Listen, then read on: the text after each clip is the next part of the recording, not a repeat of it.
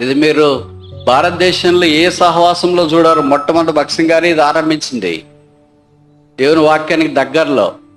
మనం ఏమిటంటే భక్సింగ్ గారు చేసిన దైవ చిత్తము, ప్రార్థన ఇవన్నీ చేయటానికి కష్టపడుతున్నాం. ఈ సింపుల్ దాన్ని చేయొచ్చు కదా, భోజనం పెట్టేది, అన్నం సాంబార్ పెట్టేది.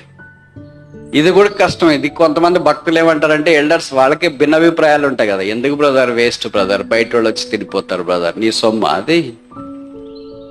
బయట టేబుల్ వేసుకొని అన్నదానం అని చేస్తున్నారు. ఇప్పుడు ఎలక్షన్లో చూడు ఎట్లా చేస్తున్నారు. ఒక్కొరికి ఒక బిర్యానీ పొట్ల బట్టి ఇన్ని పొట్లాలు పట్టుకుని పోతున్నాడు ఒక ఆయన. నేను చూస్తే ఏమంటే నామినేషన్. ఎవరికి నామినేషన్?